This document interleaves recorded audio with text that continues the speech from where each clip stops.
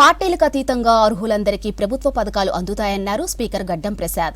గత ప్రభుత్వ 10 ఏళ్ల పాలనలో వికారాబాద్ నియోజకవర్గంలో అభివృద్ధి కార్యక్రమాలకు నిధులు రాలేదన్నారు. ఇక ముఖ్యమంత్రి రేవంత్ రెడ్డి సహకారంతో నియోజకవర్గాన్ని మరింత అభివృద్ధి చేస్తామన్నారు. ప్రజా ప్రభుత్వం వచ్చాక మొదటి ఏడాదిలోని అభివృద్ధి సంక్షేమ కార్యక్రమాలకు 950 కోట్ల నిధులు వచ్చాయని తెలిపారు. ఇక వికారాబాద్ జిల్లా మోమిన్పేట మండలంలో పర్యటించిన స్పీకర్ గడ్డం ప్రసాద్ కుమార్ పలు అభివృద్ధి సంక్షేమ కార్యక్రమాలను ప్రారంభించారు.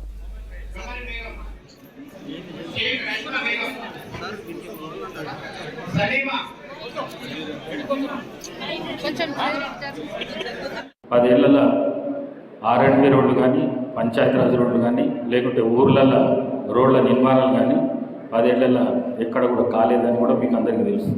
మరి ఈ ఒక్క సంవత్సరంలో 950 కోట్లు వికారాబాద్ నియోజకవర్గానికి రావడం జరిగింది. రోడ్లన్నీ జరుగుతున్నాయి, పనులన్నీ జరుగుతున్నాయి. మరి అదేవిధంగా జిఎస్ కింద కూడా 2 విడతలుగా దగ్గర మనకు 100 కోట్ల రూపాయల దాకా ఇప్పటికీ సీసీ రోడ్లు ఊళ్ళల్లో నిర్మాణం చేసుకుని వచ్చినాయి. మరి అదేవిధంగా మనకు సాగునీరు కానీ తాగునీరు కానీ మన జిల్లాకు ఈ 10 ఏళ్లలో రాని సందర్భం మీ అందరికీ తెలుసు. ఒకటేమో పాలమూరు రంగారెడ్డి లిఫ్ట్ ఇరిగేషన్, ఒకటేమో ప్రాణహిత చేవెళ్ళ.